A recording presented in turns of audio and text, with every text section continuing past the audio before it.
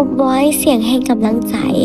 ยินดีต้อนรับทุกคนเข้าสู่การเฝ้าเดียวและฟังคำหนุนใจผ่านทางเสียง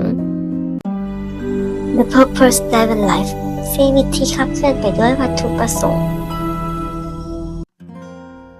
มื้อที่9แม่นหยังที่ทานเฮ็ดแล้วพระเจ้าทรงยิ้มขอให้พระผู้เป็นเจ้ามีพระทัยอ่อนโยนต่อพวกเจ้า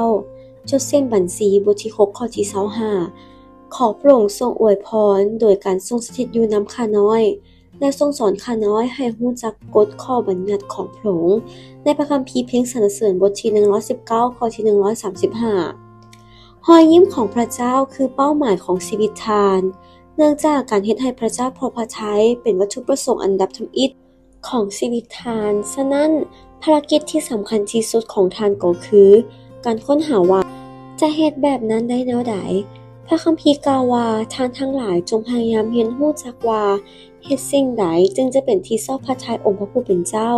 พระคัมภีร์ให้ตัวอย่างอย่างชัดเจนถึงชีวิตของคนที่เฮ็ดให้พระเจ้าพอพระทัย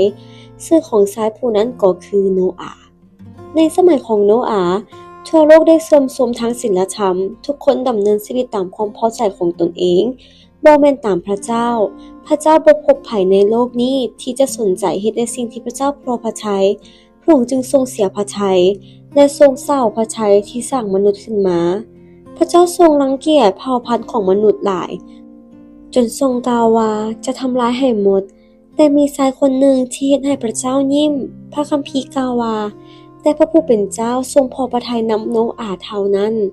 พระเจ้าทรงกล่าวว่าชายคนนี้เฮ็ดให้เฮาพอใจเราเฮ็ดให้เฮายิ้มเฮาจะเริ่มต้นใหม่ด้วยครอบครัวของเรา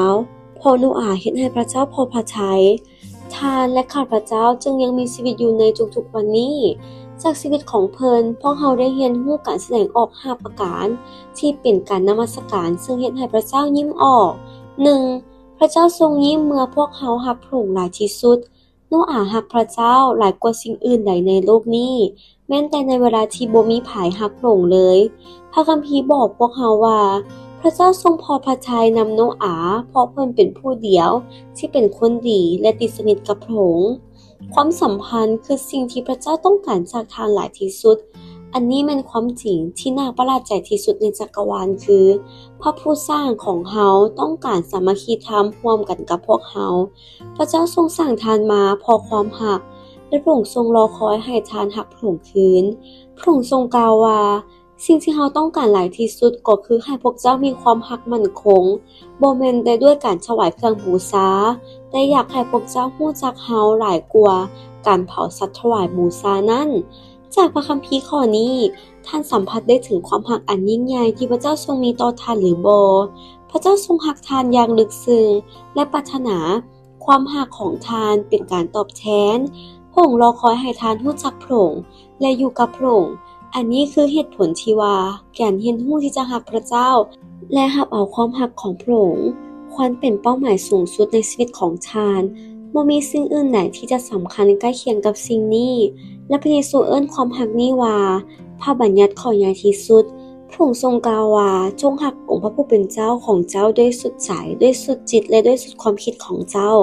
นั่นแหละเป็นกฎบัญญัติข้อใหญ่และข้อต้นๆ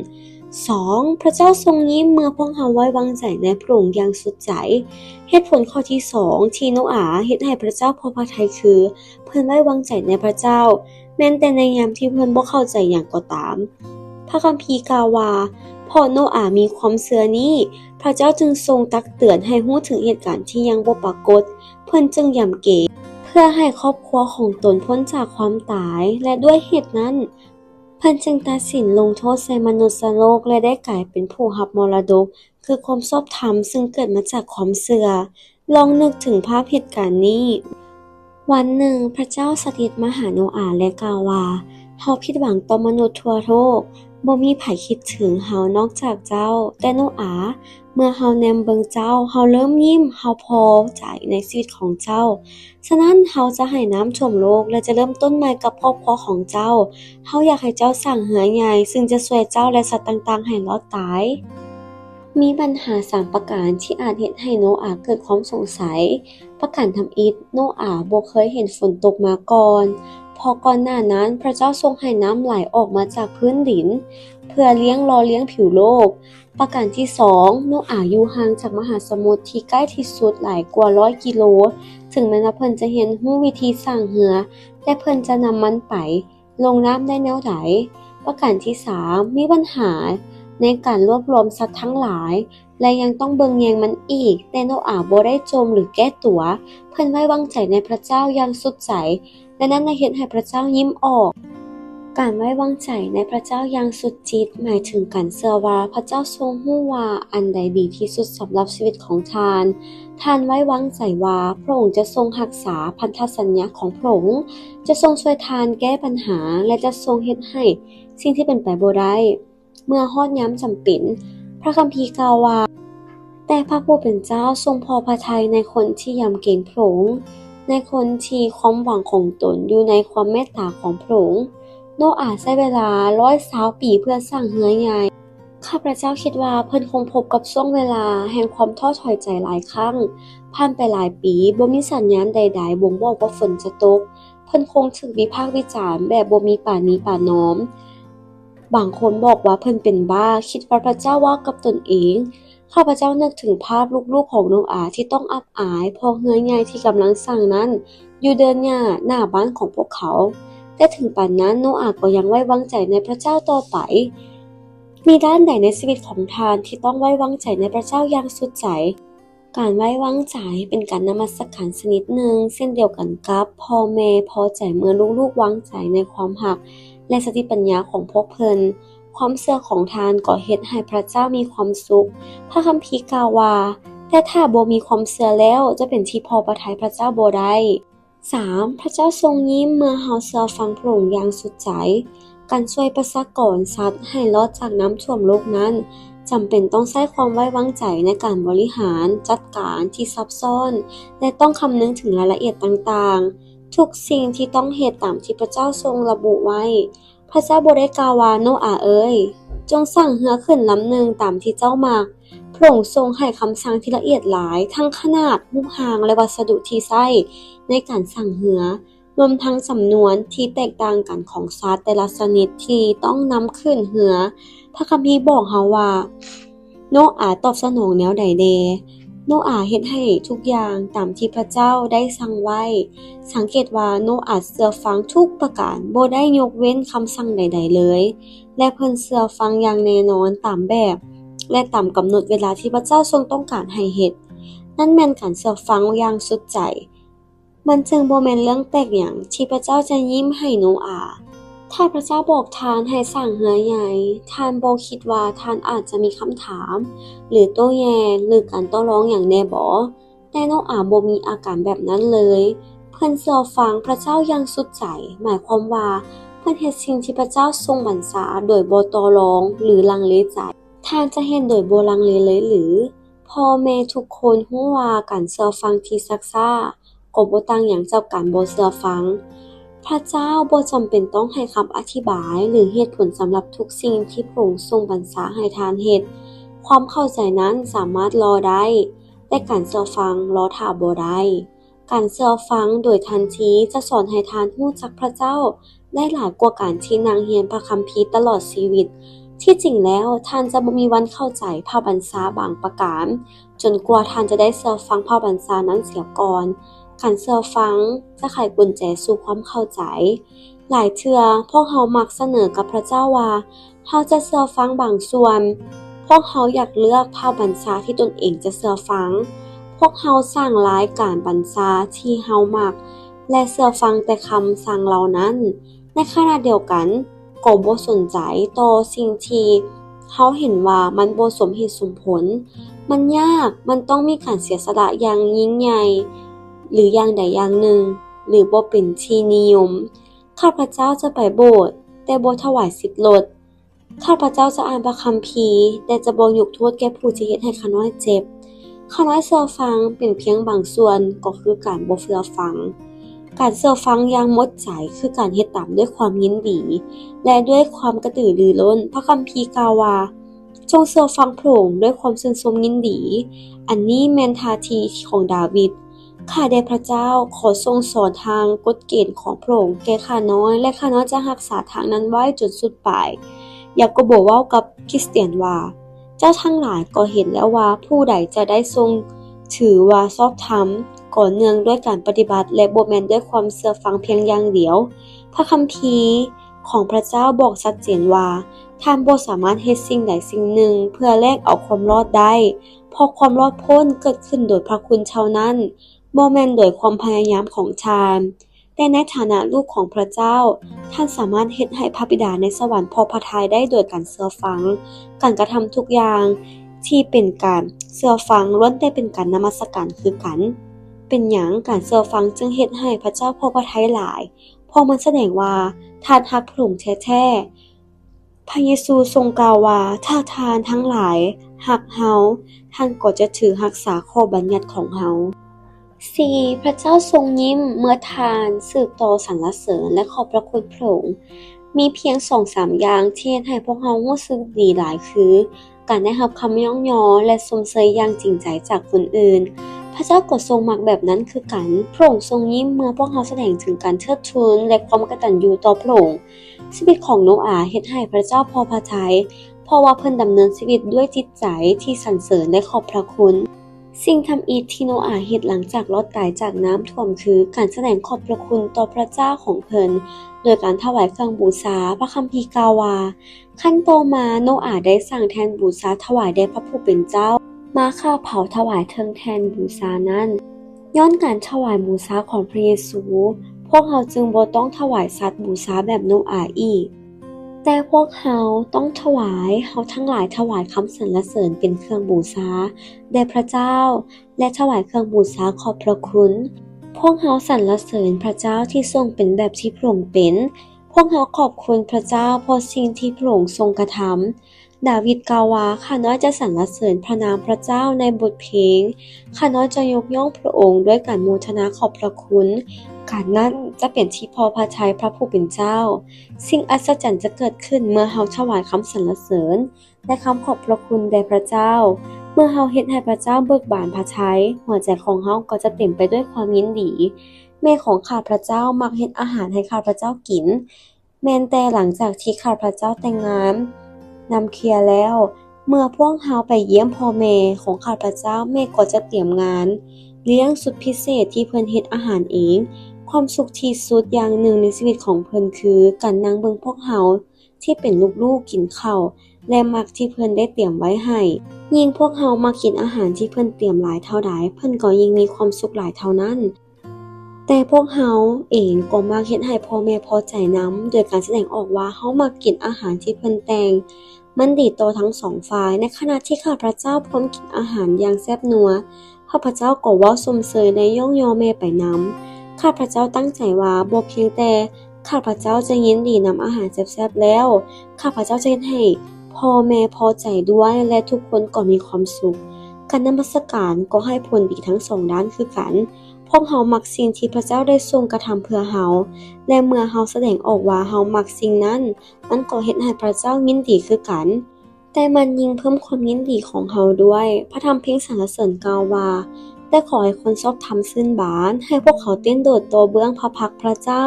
ให้พวกเขาโห่ร้องด้วยความชื่นบาน 5. พระเจ้าทรงยิ้มเมื่อพวกเรานำใช้ความสามารถของพวกเราหลังจากเหตุการณ์น้ำท่วมพระเจ้าทรงประทานคำสั่งง่ายๆเหล่านี้แก่โนอาห์ให้พวกเจ้ามีลูกเต้ามากทวีขึ้นทั่วแผ่นดินโลกแต่บัดนี้ไปสัตว์ทุกๆชนิดและพืชทุกๆอย่างพวกเจ้ากินได้เพราะเราได้ประทานสิ่งนั้นให้เป็นอาหารแก่พวกเจ้าพระเจ้าทรงกล่าวว่าถึงเวลาที่เจ้าจะดำเนินชีวิตต่อไปจงเฮ็ดสิ่งที่เฮามอบหมายให้มนุษย์เฮ็ดจงยินดีร่วมกับคู่ครองของเจ้าและจงให้กำเนิดบุตรจงปลูกพืชและกินอาหารจงเฮ็ดในสิ่งที่มนุษย์เฮ็ดเฮาสั่งเจ้าเพื่อให้เจ้าเป็นสิ่งนี้แหละท่านอาจรู้สึกว่าเวลาเดียวที่พระเจ้าทรงพอพระทัยในตัวท่านคือตอนที่ท่านเฮ็ดกิจกรรมฝ่ายวิญญาณเท่านั้นเช่นอ่านพระคัมภีร์ไปโบสถ์อธิษฐานหรือเป็นคำพยานและท่านอาจคิดว่าพระเจ้าบ่สนใจส่วนอื่นๆเลยในชีวิตของท่านแต่จริงแล้วพระเจ้าทรงมีความสุขกับการเบิ่งรายละเอียดทุกๆอย่างในชีวิตของท่านบ่ว่าท่านจะเฮ็ดเวียกลิ้น พักผ่อนหรือกิน พระเจ้าบ่เคยพลาดการเคลื่อนไหวของทานจากอย่าง พระคัมภีร์บอกเฮาว่าพระผู้เป็นเจ้าทรงนำพามนุษย์อย่างปลอดภัยตามวิธีทางที่เราประพฤติ และพระองค์ทรงพอพระทัยนำความประพฤตินั้น กิจกรรมทุกๆอย่างของมนุษย์ยกเว้นความบาป สามารถเฮ็ดเพื่อให้พระเจ้าพอพระทัยได้ ถ้าท่านเฮ็ดด้วยท่าทีแห่งการสรรเสริญ ท่านสามารถล้างถ้วย แปรงรถ ขายสินค้า เขียนโปรแกรมคอมพิวเตอร์ ปลูกพืช และเบิ่งแยงครอบครัวเพื่อเป็นการถวายสง่าราศีแก่พระเจ้าได้ แบบเดียวกันกับพ่อแม่ที่ภูมิใจ พระเจ้าทรงพอพระทัยเป็นพิเศษเมื่อทานใช้ของประทานของทานรวมทั้งความสามารถที่พระองค์ทรงประทานให้แก่ทานด้วย พระเจ้าทรงพระประสงค์ให้พวกเรามีพรสวรรค์ที่แตกต่างกัน เพื่อความสุขของพระองค์สร้างบางคนให้เก่งกีฬา บางคนเก่งการวิเคราะห์ ท่านเองอาจมีความสามารถทั้งกลจักการคิดไล่หรือดนตรี หรือทักษะอื่นๆอีกหลายพันอย่าง ความสามารถเหล่านี้สามารถนำรอยยิ้มมายังพระพักตร์ของพระเจ้าได้ พระคัมภีร์กล่าวว่าพระองค์ทรงประกอบความนึกคิดทั้งหลายของพวกเขาและทรงรู้จักทุกๆสิ่งที่พวกเขาเฮ็ด ท่านบ่สามารถถวายสง่าราศีหรือเฮ็ดให้พระเจ้าพอพระทัยได้โดยการเสื่องซ่อนความสามารถของท่าน หรือโดยการพยายามเป็นคือคนอื่น ท่านจะเฮ็ดให้พระองค์มีความสุขก็ต่อเมื่อท่านเป็นตัวของท่านเอง เมื่อใดก็ตามที่ท่านปฏิเสธส่วนใดส่วนหนึ่งของตน ท่านก็กำลังปฏิเสธสติปัญญาของสิทธิอำนาจของพระเจ้าในการสร้างทาน พระเจ้าทรงกล่าวว่าหม้อดินหรือหม้ออื่นๆอย่างเดียวกัน จะกล้าถกเถียงผู้ปั้นมันบ่ ดินเหนียวจะถามสร้างปั้นหม้อบ่ว่าเจ้ากำลังเฮ็ดหยัง หม้อดินจะเว้าถึงความสำนิสำนาญของผู้ปั้นมันบ่ ในหุ้มเงาเรื่อง Castle of Fear อีริก รีเดอร์ นักแล่นโอลิมปิกได้เว้าว่าข้อยเชื่อว่าพระเจ้าทรงสร้างข้อยเพื่อวัตถุประสงค์อย่างใดอย่างหนึ่ง แต่พระองค์ก็ทรงสร้างข้อยให้แล่นไวนำ และเมื่อข้อยแล่นข้อยรู้สึกได้ว่าพระเจ้าพอพระทัยหลาย ต่อมาลาเว้าว่าการเซาแลนจะเฮ็ดให้พระเจ้าบ่พอพระทัย บ่มีความสามารถใดที่บ่แม่นความสามารถฝ่ายวิญญาณ มีเพียงมนุษย์เท่านั้นที่ใช้มันในทางที่ผิด จงเริ่มใช้ความสามารถของทานเพื่อให้พระเจ้าพอพระทัย นอกนั้นพระเจ้ายังทรงพอพระทัยเมื่อเห็นทานยินดีในสิ่งที่พระองค์ทรงสร้าง พระองค์ประทานตาเพื่อให้ทานชื่นชมในความงาม หูเพื่อเพลิดเพลินกับเสียง ดังและตอมรับรสเพื่อให้ทานได้ดมกลิ่นและชิมรสชาติ และประสาทผิวหนังเพื่อให้ทานมีความสุขกับการสัมผัส ทุกอาการของการชื่นชมกลายเป็นการนมัสการ เมื่อท่านขอบพระคุณพระเจ้าสำหรับสิ่งนั้น ที่จริงพระคัมภีร์กล่าวว่าพระเจ้าผู้ทรงประทานสิ่งสารพัดให้แก่เฮาทั้งหลายอย่างบริบูรณ์ เพื่อให้พวกเฮาใช้ด้วยความปฏิยินดี พระเจ้าทรงมีความสุขที่ได้เฝ้าเบิ่งทานแม้แต่ตอนที่ทานนอน ตอนที่ลูกของข้าพระเจ้ายังน้อย ข้าพระเจ้ารู้ได้ว่าตนเองมีความสุขหลายเวลาเบิ่งเขาเจ้านอนหลับ บางเทื่อมื้อนั้นพวกเขาอาจจะสร้างปัญหาและบ่ฟังความ แต่เมื่อเขานอนหลับเบิ่งคือเขาเจ้ามีความพึงพอใจปลอดภัยและสงบ และข้าพเจ้าเองก็ระลึกได้ทันทีว่าตนเองรักเขาเจ้าหลายปานใด ลูกของข้าพเจ้าบ่จำเป็นต้องเฮ็ดหยังเพื่อให้ข้าพเจ้าพอใจในพวกเขาเลย การได้เฝ้าเบิ่งพวกเขาหายใจ ข้าพเจ้าก็มีความสุขแล้ว เพราะข้าพเจ้ารักพวกเขาหลาย เมื่อหน้าอกน้อยๆของพวกเขาเจ้าหนิ่งขึ้นในโลง ข้าพเจ้าก็ยิ้มและบางครั้งน้ำตาก็ซึมออกมาด้วยความชื่นชมยินดี เมื่อท่านนอนหลับพระเจ้าก็ทรงแนมเบิ่งท่านด้วยความรัก เพราะว่าท่านเป็นผลงานจากความคิดของพระองค์ พระองค์ทรงรักท่านเหมือนกับว่าท่านเป็นมนุษย์คนเดียวในโลกนี้ พ่อแม่บ่ได้เรียกร้องให้ลูกเป็นคนที่สมบูรณ์แบบ หรือแม้แต่การเป็นผู้ใหญ่แล้วจึงจะพึงพอใจในตัวพวกเขาเจ้า พวกเขาพอใจในตัวลูกในทุกๆช่วงของการเติบโต อย่างเดียวกันพระเจ้าก็บ่ได้รอท่าให้ท่านเติบโตฝ่ายวิญญาณเสียก่อนแล้วพระองค์จึงจะเริ่มพอพระทัยในตัวท่าน พระองค์ทรงรักและชื่นชมท่านในทุกๆช่วงของการเจริญเติบใหญ่ฝ่ายวิญญาณ ท่านอาจเคยมีอาจารย์หรือพ่อแม่ที่บ่เคยพอใจนำท่านเลย ขออย่าคิดว่าพระเจ้าทรงรู้สึกแบบนั้นกับท่าน พระองค์ทรงรู้ว่าท่านบ่สามารถเป็นคนที่สมบูรณ์แบบหรือปราศจากความบาปได้ พ ระคัมภีร์กล่าวว่าพระองค์ทรงรู้ดีว่าพวกเขาถูกสร้างมาอย่างใดพระองค์จื้อจำเสมอว่าพวกเขาเป็นขี้ฝุ่นดินสิ่งที่พระเจ้าทอดพระเนตรคือท่าทีในใจของท่านว่าการเฮ็ดให้พระองค์พอพระทัยแม่นความปรารถนาอันลึกสุดของท่านหรือบ่อันนี้แม่นเป้าหมายชีวิตของโปโลเหตุฉะนั้นเฮาตั้งเป้าหมายของเฮาว่าถ้าเฮาอยู่ในเฮือนคือห่างกายนี่หรือบ่อยู่ก็ดีเฮาก็จะพยายามเฮ็ดให้เป็นที่ชอบพระทัยของพระองค์เมื่อท่านดำเนินชีวิตด้วยการคำนึงถึงนิรันดรการจดจ่อของท่านก็จะเปลี่ยนไปจากข้อยจะหาความสุขจากชีวิตนี้ให้หลายที่สุดได้แนวใดเป็นพระเจ้าจะทรงพอพระทัยนำชีวิตของข้อยหลายส่ำใด